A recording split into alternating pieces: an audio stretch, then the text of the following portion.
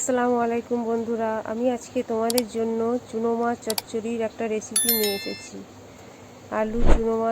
আলুগুলো কেটে রেখেছি। চুনো মাছগুলো আমি ভালো করে ধুয়ে বেছে নিয়েছি। এবার ওতে পরিমাণ মতন নুন দিয়েছি, পরিমাণ মতন হলুদ গুঁড়ো দিয়েছি, দিয়ে ভালো করে মাছগুলোকে আমি মাখিয়ে নিয়েছি। ভালো করে মাখিয়ে নিতে হবে। দিয়ে একটা কড়াইয়ে তেল দিয়েছি গরম করতে। খুন্তি করে চুনো মাছগুলো আমি তেলে ছেড়ে দিলাম। চুনো মাছগুলোকে আমি হালকা ভেজে নেব লাল লাল করে। এবার আমি কড়াইয়ে পেঁয়াজ দিয়ে দিলাম। পেঁয়াজগুলো হালকাভাবে নরম করে নেব। পেঁয়াজগুলো এরমভাবে নেড়ে চেড়ে নিতে হবে। বন্ধুরা, ভিডিওটা আমার ভালো লাগলে অবশ্যই লাইক করবে। এবার আমি এতে মটরশুঁটি আর আলুগুলো দিয়ে দিলাম। দিয়ে ভালো করে নেড়ে চেড়ে নেব। শেয়ার করবে অ্যান্ড সাবস্ক্রাইব করবে, অবশ্যই সাপোর্ট করবে বন্ধুরা ভিডিওটা আমার ভালো লাগলে। এবার আমি হাফ চামচ নুন দিয়ে দিলাম। দিয়ে নাড়তে থাকবো। দিয়ে অল্প পরিমাণ কাঁচা লঙ্কা দিয়ে দিলাম। কাঁচা লঙ্কাটা পরে দিলাম যাতে কাঁচা লঙ্কাটা বেশি গলে না যায়, এই জন্য। এবার 1 থেকে 2 চামচ আদা রসুন বাটা দিয়ে দিলাম। দিয়ে ভালো করে আদা রসুনটা দিয়ে মিশিয়ে নিলাম। এবার অল্প পরিমাণ হলুদ গুঁড়ো, অল্প পরিমাণ লঙ্কা গুঁড়ো, অল্প পরিমাণ জিরে ধনে গুঁড়ো দিয়ে দিলাম। দিয়ে ভালো করে মশলাটাকে কষিয়ে নিতে হবে অল্প পরিমাণ পানি দিয়ে।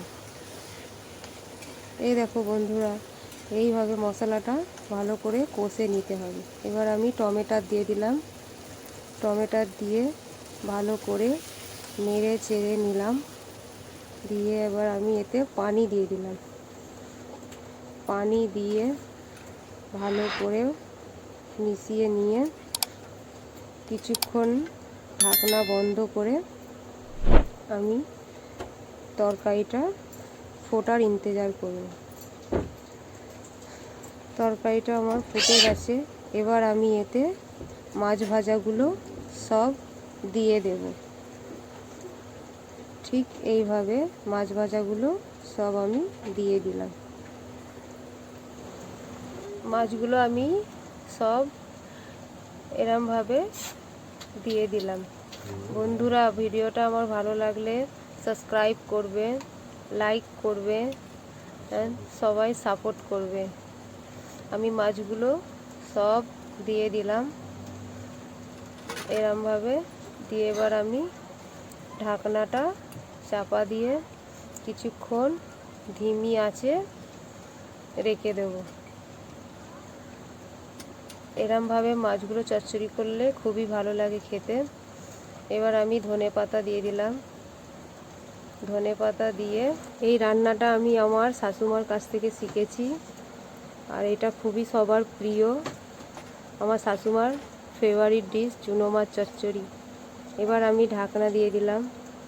কিছুক্ষণ পরে এবার ঢাকনাটা খুলে দেখব। মাছটা হয়েই গেছে চচ্চড়ি। একদম শুকনো শুকনো করে নিতে হবে। শুকনো শুকনো করে নিলে ভালো লাগে খেতে। এবার আমি পরিবেশন করব একটা প্লেটে। ঠিক এইভাবে চুনো মাছ চচ্চড়ি করতে হবে। চুনো মাছ চচ্চড়ি আমার রেডি। বন্ধুরা, ভালো লাগলে অবশ্যই সাপোর্ট করবে।